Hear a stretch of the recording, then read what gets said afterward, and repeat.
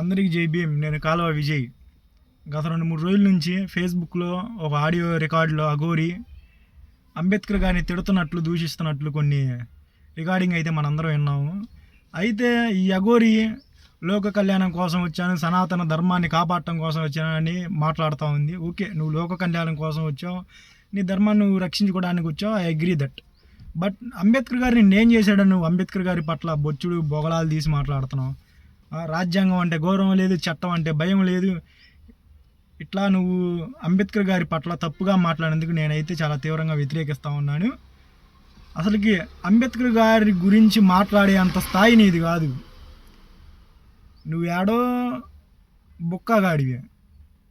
అలాంటిది అంబేద్కర్ గారి గురించి నువ్వు మాట్లాడే అంత స్థాయికి నువ్వు ఎదిగా ఉంటే నేనైతే అసలుకి నేనే కాదు ఈ 2 తెలుగు రాష్ట్రాల్లో కూడా ఎవరైతే ఊరుకోరు నువ్వు అంబేద్కర్ గారి పట్ల ఇట్లా మాట్లాడినందుకు.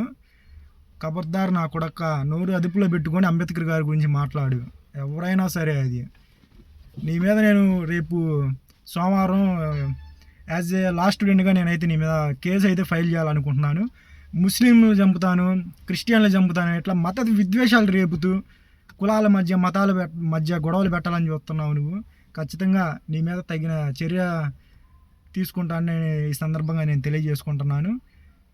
అలాగే ఎవరైనా సరే అంబేద్కర్ గారి గురించి కానీ ఆయన రాసిన రాజ్యాంగం గురించి కానీ తప్పుగా మాట్లాడితే నా కొడకల్లారా నేలకలు కోస్తా అని ఈ సందర్భంగా తెలియజేసుకుంటూ సెలవు తీసుకుంటున్నాను. జై భీమ్.